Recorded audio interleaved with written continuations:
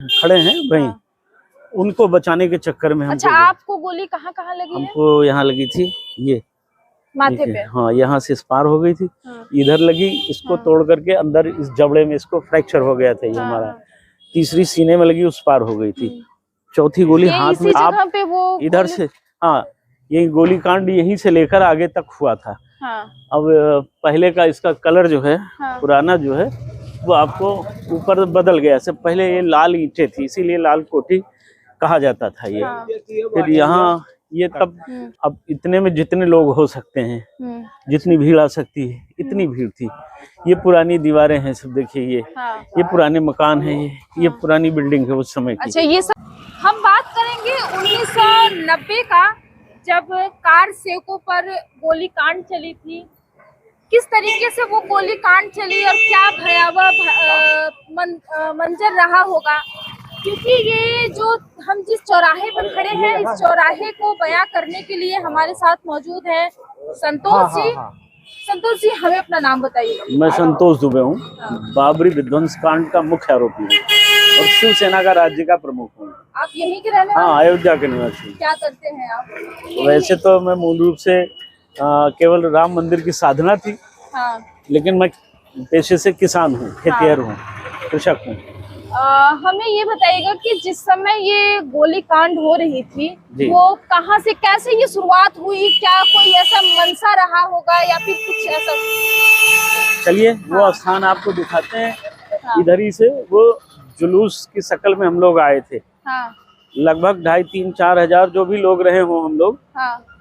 बाहर के वो कार सेवक ज्यादा थे। हाँ। यहाँ के क्षेत्रीय लोगों में अधिकतम 100, 150, 200 लोग रहे होंगे। हाँ। मैं ही आगे चल रहा था।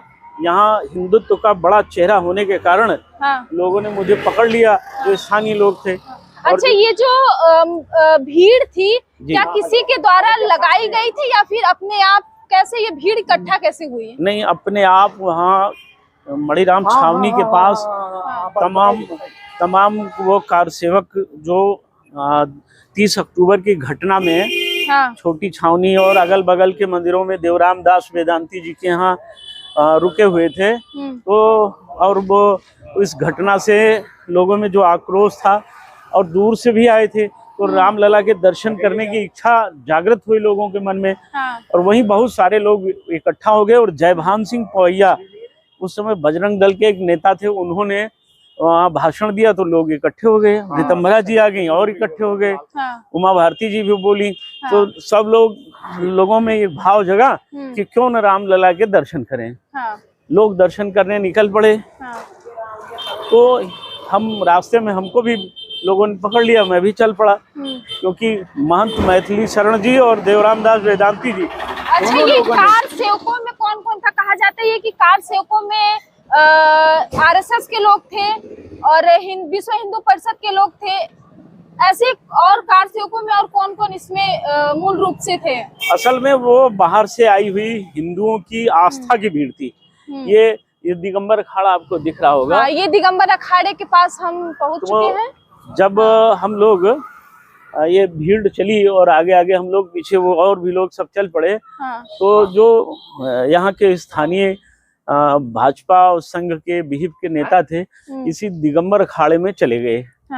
परमहंस जी यहीं खड़े थे, उन्होंने हमको भी बुलाया। पर मैंने उनको प्रणाम किया और मैंने कहा, महाराज जी, हम इतने लोगों के साथ जा रहे हैं, लौट कर दर्शन करते हैं। चले गए।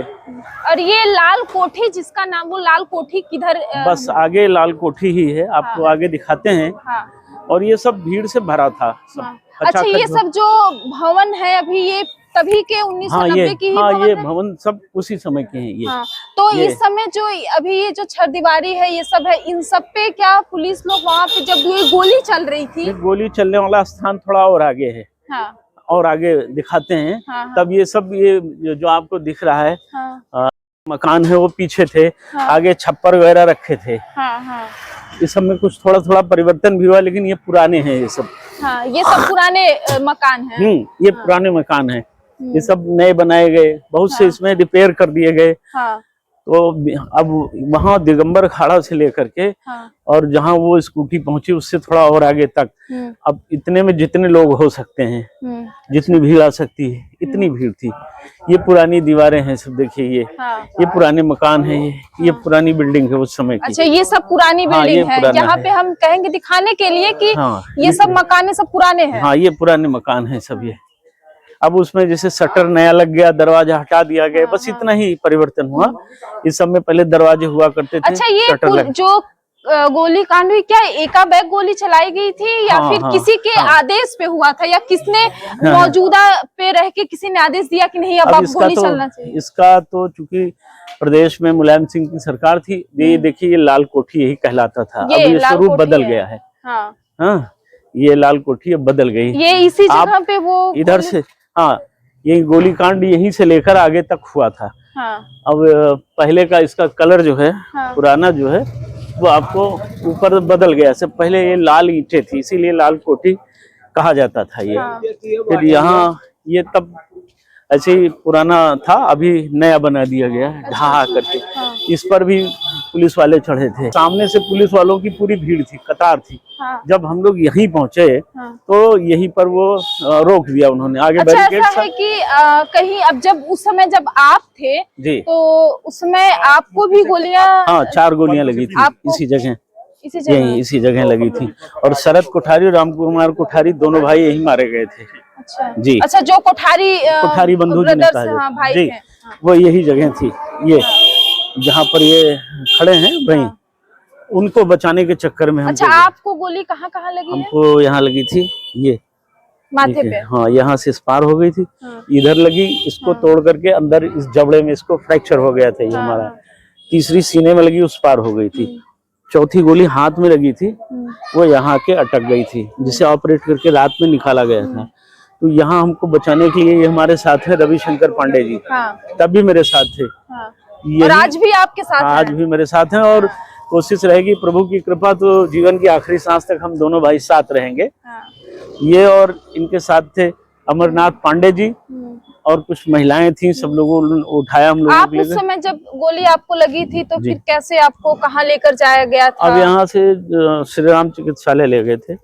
श्री राम चिकित्सालय में जवाब दे दिया गया। ये इसको देख करके, और ये जो धंस गई थी इसको देख करके लगा कि ये बचा नहीं जा सकता है, तो हमको जिला चिकित्सालय ले जाया गया, वहाँ भर्ती किया गया जिला चिकित्सालय में। वहाँ ये इसको डॉक्टर यहाँ के समझ नहीं पाए, यहाँ टेप लगा दिया, और दरअसल इससे गोली अंदर चली गई थी।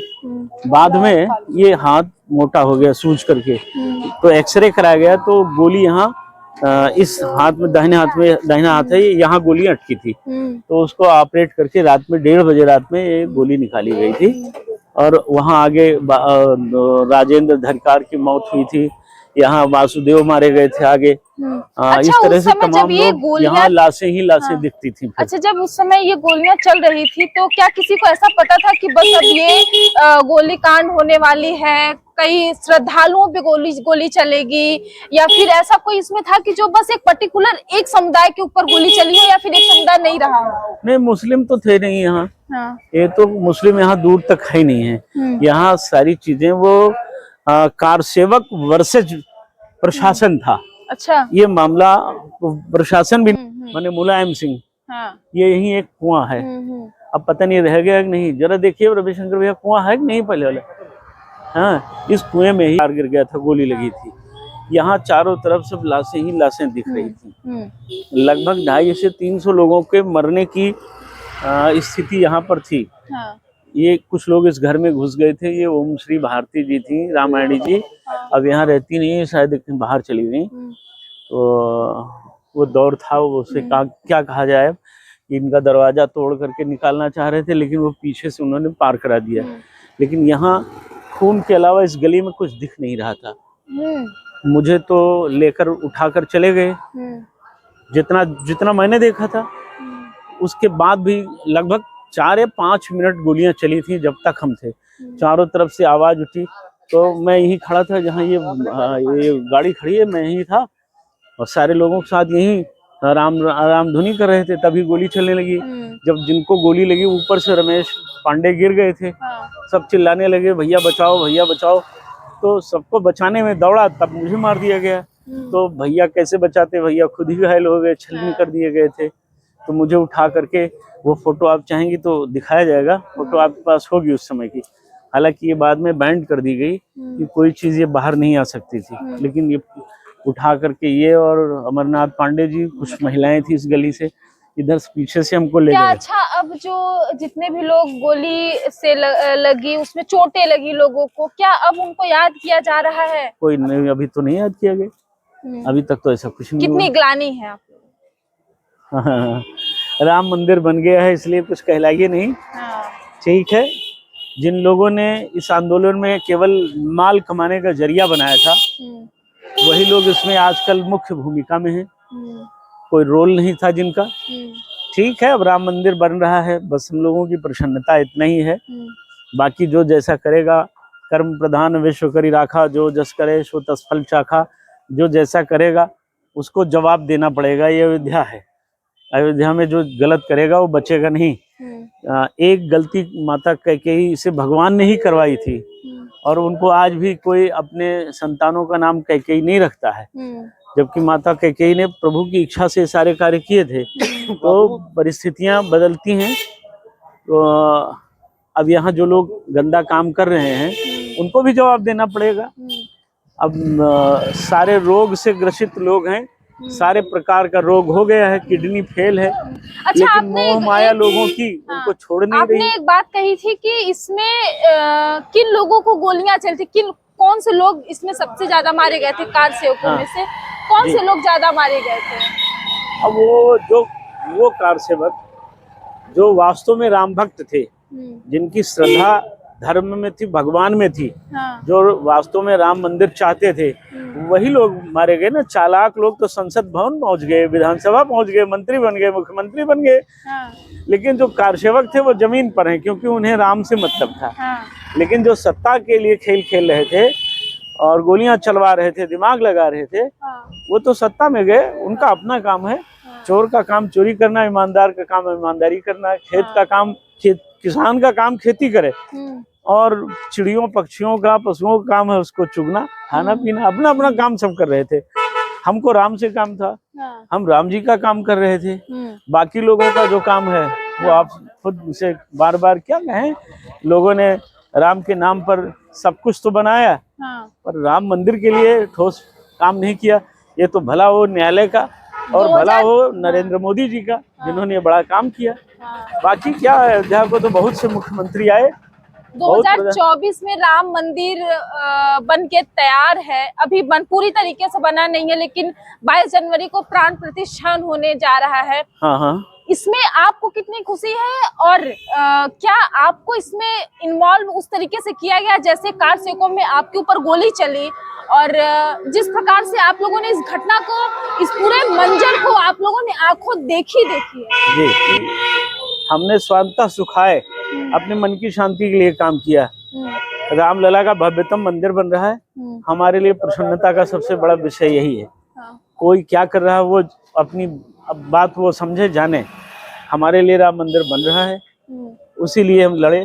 पूरा जीवन, पूरी युवावस्था लगा दी, बचपन से 16 वर्ष की अवस्था से आज 56 वर्ष तक, मतलब 40 वर्ष इस लड़ाई में मैं रहा। संकल्प लिया था कि जब तक रामलला का मंदिर नहीं बनेगा, अपना भी घर नहीं बनवाएंगे। टूटे घर में रह लेंगे लेकिन अपना घर नहीं बनवाएंगे। अब आपका घर बन रहा है या फिर रामलला प्रतिष्ठा हो जाएगी? प्रतिष्ठा होने के बाद, प्राण प्रतिष्ठा के बाद 30 जनवरी को हम अपने घर से पैदल चल कर आएंगे। इन कोई कारसेवकों को पूछे ना पूछे, लेकिन हम उस दर्द को जानते हैं। जाके पाँव न फटी बेवाई, वो क्या जाने पीर पर आई। तो हम जानते हैं उस दर्द को। हम अपने साथियों के साथ, कुटुंबियों के साथ, उन कारसेवकों के साथ जिन्होंने अपना लहू दिया है, जिन्होंने इस लड़ाई को आगे बढ़ाया है, हम उन सब के साथ पैदल अपने घर से नंगे पांव रामलला के दर्शन करने के लिए आएंगे। रामकोट की परिक्रमा करेंगे, फिर प्रभु राम का दर्शन करके 30 जनवरी को फिर अपने घर के निर्माण की बात सोचेंगे। अच्छा, एक आखिरी और अंतिम सवाल हम आपसे पूछना चाहेंगे। हाँ, रामलला को किसने लाया है? रामलला को कौन लाएगा, किसकी हिम्मत है? भगवान राम को अयोध्या में किसने लाया? नहीं, कोई नहीं ला सकता है। अयोध्या में रामलला को कौन लाएगा, किसकी क्षमता है? भैया, रामलला घट घट वासी है, उनको कौन लाएगा? वो सबको लाते हैं। जो लोग गाते हैं ये ठीक है, उनकी भक्ति है, जो राम को लाए हम उनको लाएंगे, अच्छी बात है। लेकिन राम को तो मनु और शत्रुपा लाए थे ना। स्वयं भू मनु और शत्रुपा जिनते भई नर सृष्टि अनुपा, उन हरिहेतु करन तप लागे। ये इस तपस्या उन्होंने की और इसके बाद प्रसन्न होकर भगवान विष्णु ने उनको वरदान दिया कि मैं नृपतौ तनय हो हम हाई, हे राजन हम आपके स्वयं पुत्र बनने आएंगे। अंशन सहित ले हुआ उतारा, अपने अंशों सहित मैंने राम जी के साथ भरत लक्ष्मण शत्रुघ्न भी अवतरित हुए।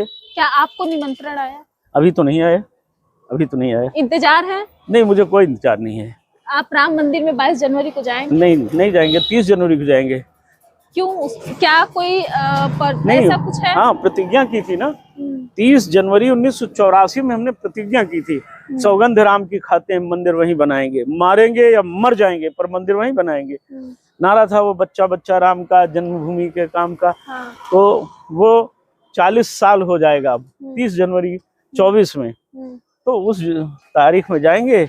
अच्छा, एक और बात हमें बताइएगा कि जब बाबरी मस्जिद जिस तरीके से तोड़ी जा रही है, क्या वो मस्जिद तोड़ते समय क्या उसमें गिरने से लोगों को, जितने लोग मरे, आप भी वहीं पर रहे होंगे, तो क्या आपको इस तरीके से चोट लगी थी कि हाँ बस मलबे में दब जाना? हाँ, मैं उसमें घायल हुआ था, ढांचा तोड़ते हुए घायल हुआ था।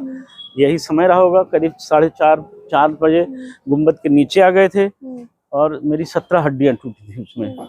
इस शरीर की 17 हड्डियां टूटी। धन्यवाद है भगवान को, तो उनके काम आया।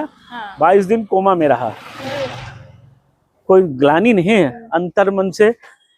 मैं अपने को मानता हूँ कि मैं राम जी का प्यारा हूँ, माता सीता का दुलारा हूँ।